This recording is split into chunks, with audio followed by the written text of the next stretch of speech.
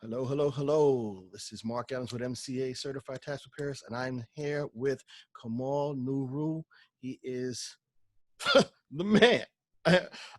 He owns Levels Barbershop in Harlem, and I'm talking about 1993, 4 when I lived in Harlem. I used to go to their barbershop to cut my hair. So I'm like, "Are you still in the location?" He's like, "Yeah, that one and 6 more." Okay, so we are talking to a real business owner who's got some success. Before I start yammering and getting lost in the sauce, I want to just start asking you questions, brother. I hope it's okay if you can give us some of your knowledge and wisdom. So we'll I'll try start my by saying, best. no, yeah, I'm not. I'm excited. I'm amped. So let's start by just telling us a little bit about who are you and your business and what role you play in the business. Kamal Nuru, owner of Levels Barbershop. And initially, I started with two partners, my cousin, Denarvo Parks, and one of my really close friends, Larry Wilson. And we at the time worked together in a shop called Prestige before we went off to do our own thing in 96. And then from there, I just kept going on opening more shops on my own. So in total, I've opened 11 shops, but currently I have 7. Wow, Mhm. that is huge. Like, so I told you before I got like a list of questions, but when I hear something bananas, I want to learn a little bit more, right? Like barbershops are always they're ubiquitous with the neighborhoods. Like, what made you decide to go from working in a shop to saying I'm gonna own my own? I I'm pretty sure I'm just an entrepreneur at heart. Before I started cutting hair, and I used to work on my own. I've even sold hamsters when I was a kid. I painted characters on people's pants and charged people for that, which later on led to me cutting hair in the house. So I think I've always had that spirit of creating my own way and making money. And then also, my personality is not to settle. How can I improve? How can I expand? And I don't think that's something that's learned. I'm not sure, but it's something that was within me, and I think a lot of entrepreneurs, if you trace back their history, you'll find that that was always there from kids. A lot of people will say, I used to do this as a kid, which led to the man I am today as far as being an entrepreneur. Yeah, that makes a lot of sense. I kind of think the same thing. It's like entrepreneur. A lot of it is in our blood. That's just the way we are. I remember when I was a kid, I probably shouldn't tell people this, but like when I was growing up, I would take my mom's stuff and hide it in the house and then tell her, "Ma, you lost something. If you give me some money, I'll find it." And she'd be like, "Okay." I think she's just playing with me like a moron. "Okay, here you go. Here's 10 cents. Go find it." And I'd find it and bring it back. I don't know. It's just something we do. Yeah. Look, now Kamal knows my older brother. That's how I know him really, because of my older brother. Bip is his nickname. He's a barber in the shop, and they will all tell you I'm the weird one. I'm sorry, hey, but that's just how it is. But I had that entrepreneurial thing is in the blood. So you had one shop, you and your two partners, and you chose to open up multiple shops, and you made it happen, and that's pretty amazing. So how long have you been in business? How long have you been a business owner then, with the shops I especially? think we're going, this June 15th, I think it'll be our 24th year. Wow, Mhm. wow, that is phenomenal. Because you know the statistics say that at least 50% of the businesses, I keep getting it wrong, either 50 or 80% of businesses fail in the first 5 years. And so I think it's almost like 50% in the first year, and then of that 50 that remain, 50% in 5 years. So 24, and not just surviving but thriving, growing, getting more and more. It's really something that you can hang your hat on. That's an amazing milestone. Thank Do you guys have a phone number? Whenever I do this, I like to ask people, because if they hear it and they are in the New York area and they want to get a cut, how can they reach you? One of the first store in Harlem on 25th Street is 212-663-6144. But if you're in a different area like Brooklyn or upstate New York, you can just go to the website, levelsbarbershop.com, and the information is there about all the other shops. Beautiful, beautiful. I love it. You have a website for a barbershop. Hit us with that one more time, because I'm telling you, every time I do this, I think I want to write something down. I have to find a pen, and you done finished it. So now I got my pen in my hand. Give me the website one more time. Levelsbarbershop.com. Awesome, awesome. So anybody can find you and get a cut at Levels. It looks like I need a cut, right? But you know what, man. It's so funny because I haven't had this much hair in my head since the 90s. Like, it's COVID. I was like, I want to just grow it out and see what it looks like. And my older brother, Bip, is the barber, and he looked at it and was like, no bueno. Well, we'll see. So I'm not going to shout out to Bip. All right. Shout out to Bip. That's my brother. He's always been a good brother. Yeah, he's a good guy, man. Yes. So I got to go and catch up with him next. We used to go hard playing ball together too. Oh, I know. Yeah, I know. Well, my Bip is the gifted one when it comes to sports. So like, I'd play with him, but I never played with much because like I just never really looked good. So I let him do his thing. I think I played ball with you guys like one night across from 125th Street. It was late at night. I had been married by then, and I came out that night hanging out with him. And I was like, yo, y'all too serious. I was like, I got to work every day. Y'all up there cutting hair, playing ball in between cuts. I know why y'all good. He probably still thinks he can ball. All right, so let me get back to it. I'll get in trouble here. So what makes you an expert in your field? Well, they say you've reached mastery when you've done 10,000 hours or 10 years. So in that respect, I'm sure I've mastered some things. I mean, I do have my master's license. I was a licensed teacher and a state board examiner at one time. Wow. And I don't think you could truly ever master something, but I have enough years and experience to, warrant some credit of knowledge in the field. Nice. So I'm going to take this a little bit differently, interestingly to me, right? So you've got 10 years or what have you. When did you open your first shop? How long had you been barbering? I started barbering in my home at the age of 16 or 17, I believe. Okay. Or was it before that? I'm getting older. I can't remember. But my oldest brother brought some clippers home, to make a long story short, tore me and my brother up, and I was figuring I could do a better job myself. And that's when the barber was born in me.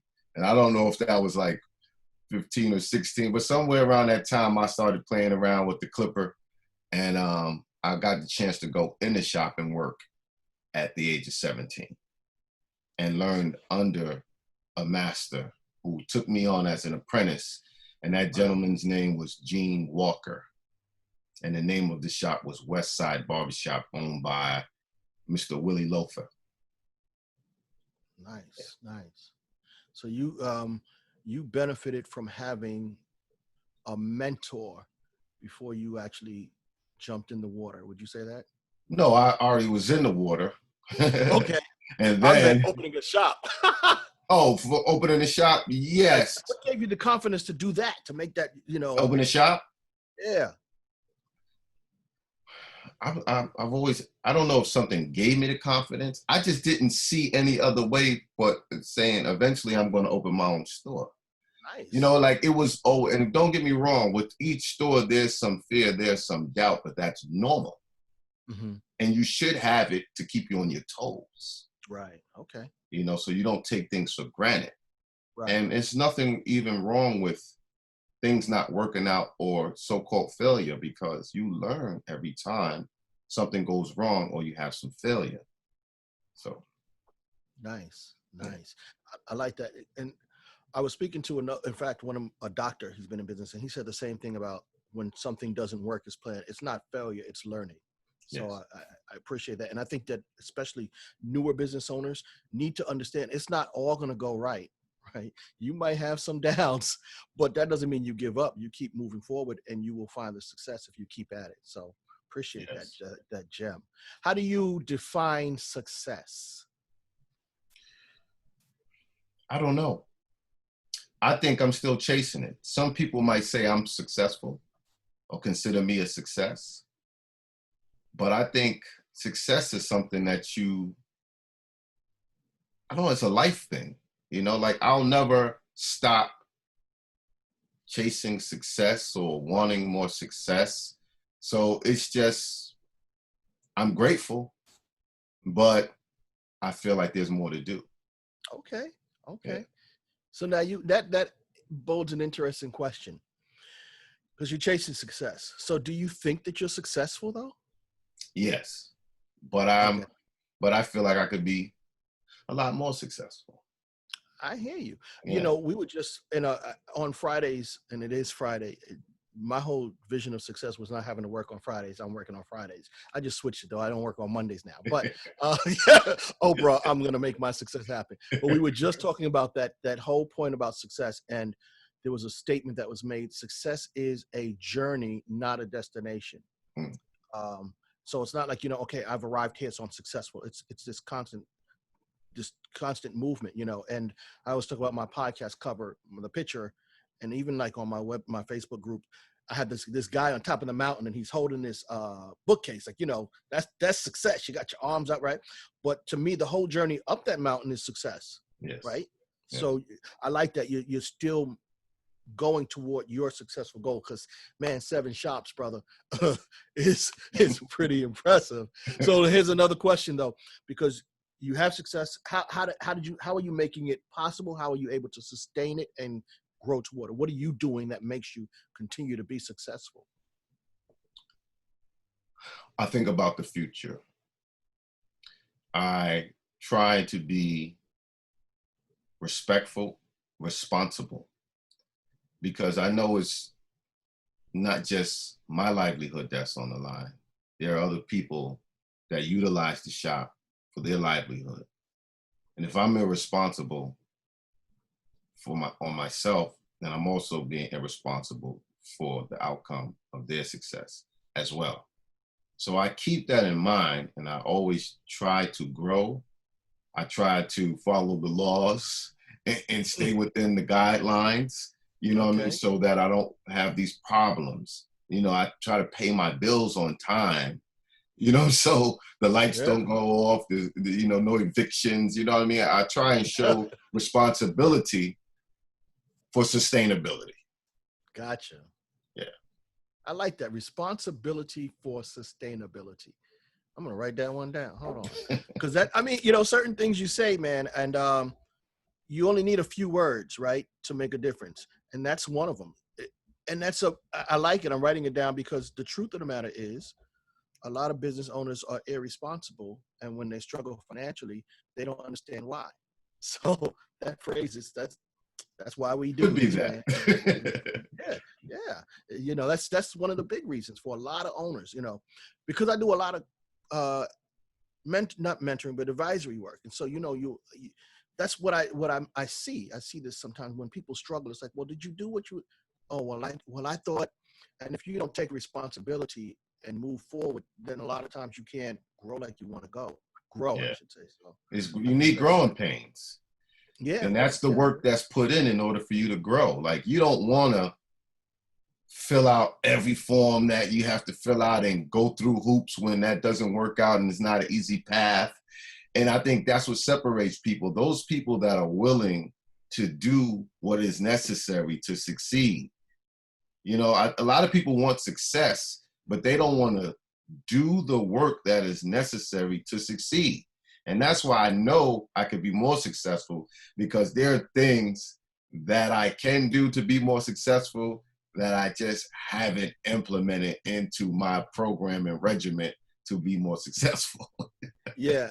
And I think that's probably the case for a lot of us. Like, oftentimes I do the same thing, man. I'm like, man, if I would just get off my lazy tail and do so-and-so, I would be so much better. I'd be in a better position. So that is one of the challenges, even with successful business owners, right? I call it the business of your dreams. It might not be the dream just yet, I still got a little bit more work to do to get there, but it can happen. It can happen. And it's nice to see the journey along the way, you know. So cool. Well, let me ask you this, because now you talked about some mistakes and like, you know, how we learn from it. What's one big mistake that you've made in your business journey? Let's just say I didn't pursue an opportunity. When I had my second shop, it was a real estate agent. I forget her name. She was a sister.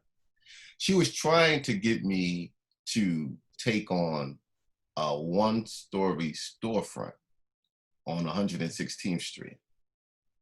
And I didn't have confidence in myself that I would be able to acquire that.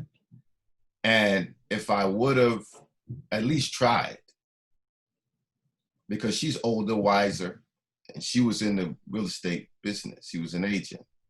And she actually helped me she was my agent on my second location, and she helped me secure the third location. So it was an opportunity to have a bit own a storefront, own it outright. And I didn't take that opportunity. And that's one thing that, you know, I never forget to this day. And I would say more than a mistake or a wrong move, just, you know, not having the vision and the confidence to think that I could pull that off. Gotcha. You know, so I missed out on an opportunity, I would say. Gotcha. So let me ask you this then. So what, that missed opportunity, like you said, never failures, what did you learn from that? So that going forward, you can find successes. I learned that you have to be a dreamer. You have to see it in order to achieve it. So if you're not a big dreamer, then if you don't see it, you'll never become it. And the way you see things that may not be tangible is to be a big dreamer. You know, so you have to dream big. Your goals have to be larger than life, you know. Okay. And that's what I learned from that. Like, you don't shortchange yourself, not one bit.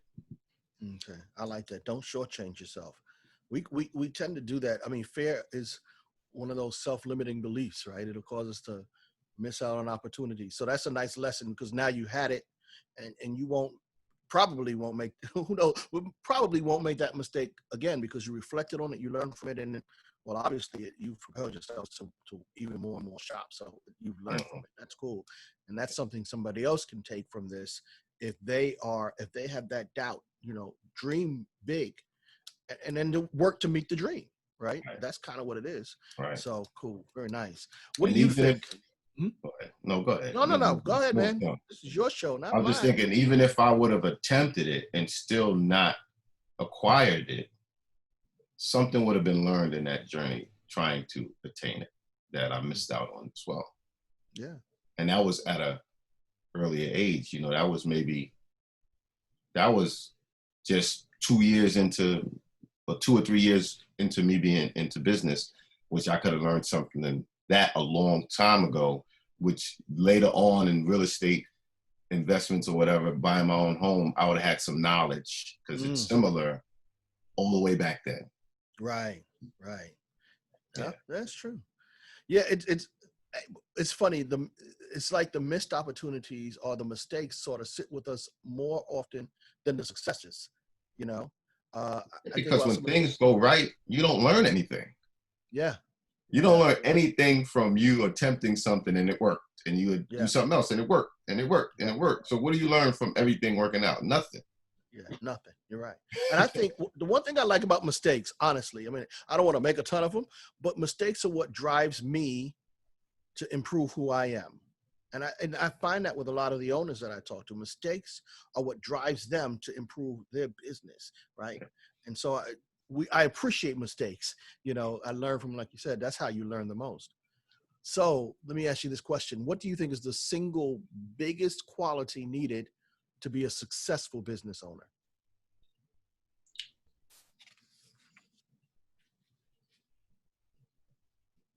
Action. Action. A lot of people do a ton of research and never take action. If you take action and you don't know anything, you could fail, you could win, you could learn along the way, but there's nothing like taking action. And you're never going to be an entrepreneur unless you take action. Nice. And that's, I think, what separates a lot of people. Nice. People, they say people come up with a great idea at least once a year. Every person comes up with a great idea that could change their life for the better, but they don't take action. That's a good one. That's a good one. It makes me think of a whole lot of things. My mama used to always say, you know, if you don't know how to swim, at some point you got to jump in the water, baby.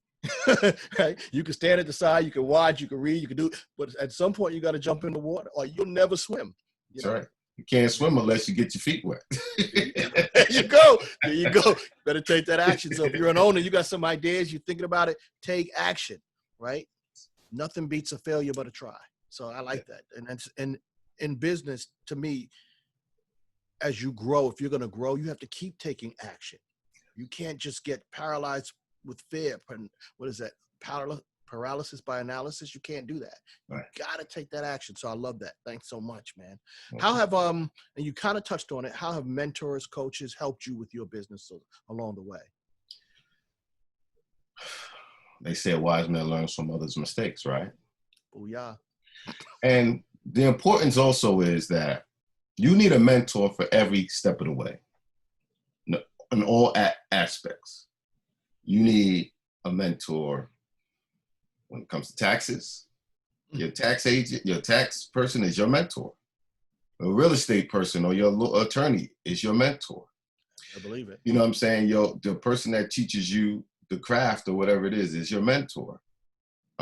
If you want to buy a house, you need someone that knows you need a mentor. So it's not just having one mentor, it's having many mentors. And in place, the other thing that people don't realize is there was times where I used authors as my mentor. Someone who writes a book that can help you along the way, that's a mentor. Even if it's not a physical mentor, books can replace a physical mentor. So it is extremely important for you to have as many positive mentors as you can. I like it.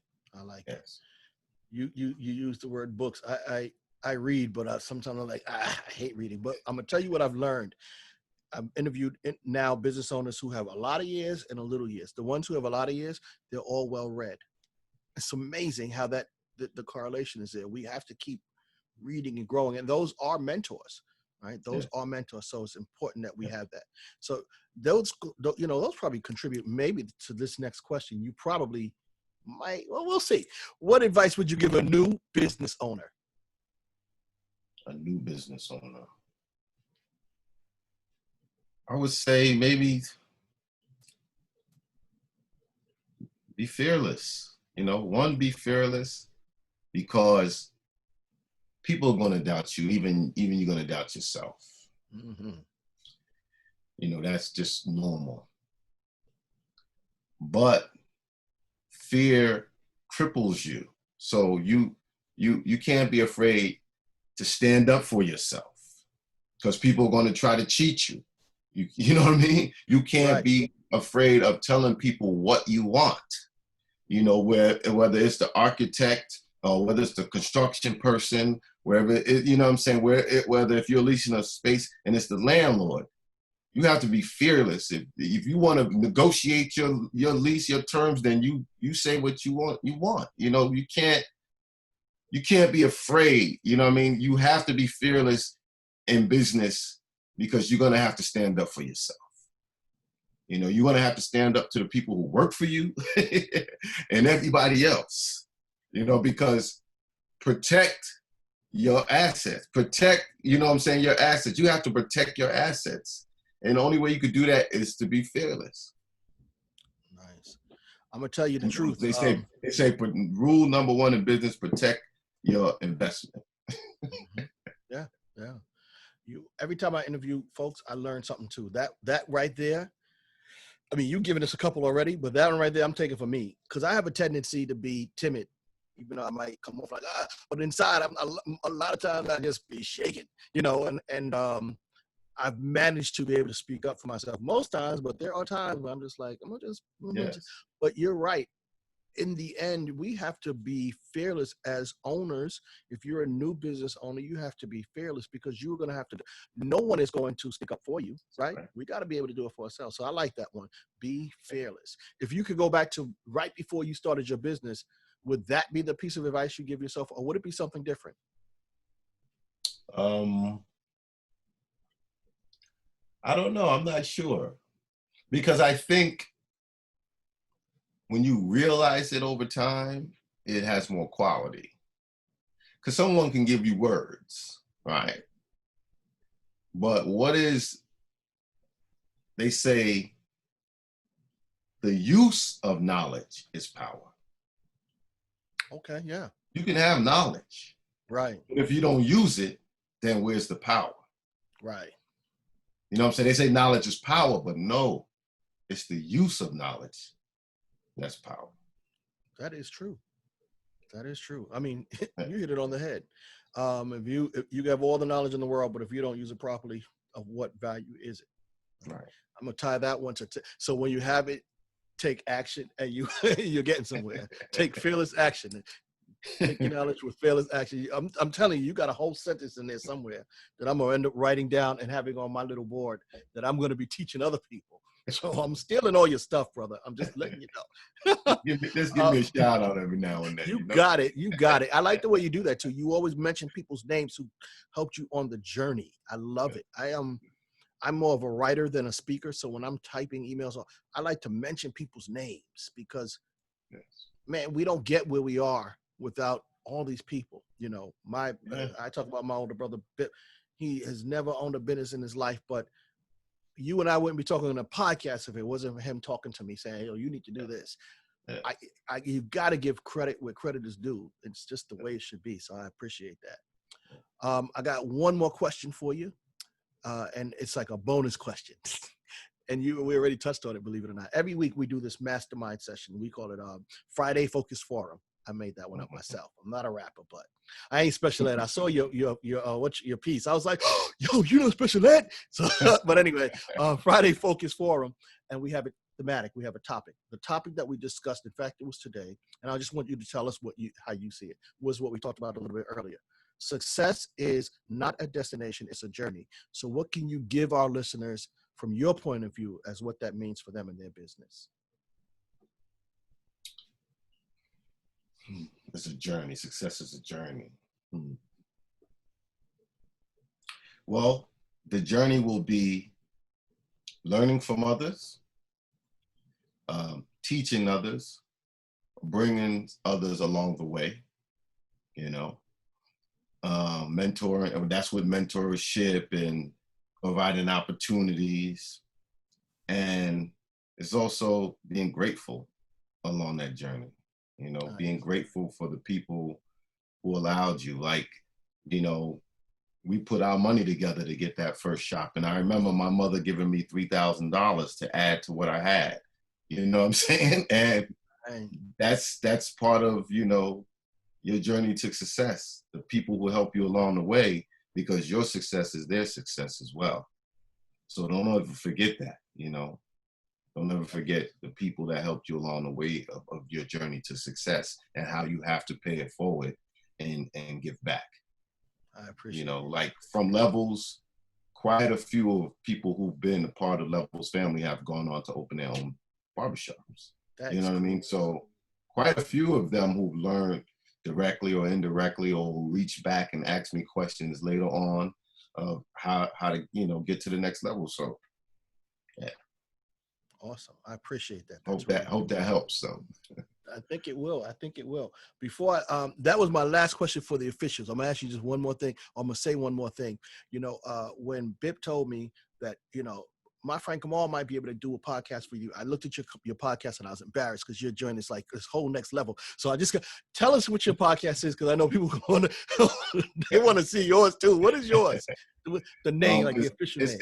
It's Barber World TV, the podcast. I started Barber World TV to promote something I was doing, was utilizing video and YouTube to promote what I used to do called the New York City Barber Battle. I used to have barbers come from all over the country and compete. I did about 5 competitions, and it's too much work for me, you know. But I kept the channel, and now I travel, because that's what I always wanted the channel to be. Travel world and expose other cultures, other barbers. But I added this podcast piece to it, and I interview other barbers. It could be entertainers and just people that would come through the barbershop, and the type of conversations we would have in the barbershop. Nice. You know, so I just feel the way they've always missed the point in those shows that try to do, like, not to take any credit from LeBron James and his barbershop show. I just feel like they always miss the point, whereas when you're in the barbershop, everybody's equal. Now, they have all these celebrities and athletes and stuff on his show, the barbershop, but the barbers don't speak. And that would never happen in the barbershop. If LeBron James or any of those people was in Levels, the barbers would have something to say. Right. Barbers are intelligent people too, and they will have chime in and have their opinion. Mm. So they always make it like the barbers in the background cutting hair, and the people in the chairs are you know how many people admire their barber? Now how many people get advice from their barber? You know what I mean? So that's what the podcast is about. The type of conversations that would happen with barbers, and that would happen with people who come into the shop. We don't care if you're a lawyer, a doctor. If we're not talking about your field where you're the specialist, then we all got opinions. You know what I mean? So you could be a doctor, but we're going to come in there and talk about sports, and your opinion is no greater than anybody else's. You know what I mean? And that's kind of what I try to capture, even though it's a one-on-one, usually with the podcast. Yeah, you're doing it, man. I was so impressed. I said, man, I got to step my game up. That's why I got this new mic right here, watching you and your joint. I'm like, you're the man. Hey, Kamal, I just want to tell you, thank you so much for giving us your time. I appreciate it. I think that if folks listen to this, they're going to get some real gems. I mean, you kind of just help us to realize that success is possible. It's a journey, but it's possible, and you can make it happen. Live your dreams and be fearless. So thank you so much, brother. I appreciate you. Thank you for having me, brother. Thank you. Let me see if I do this right.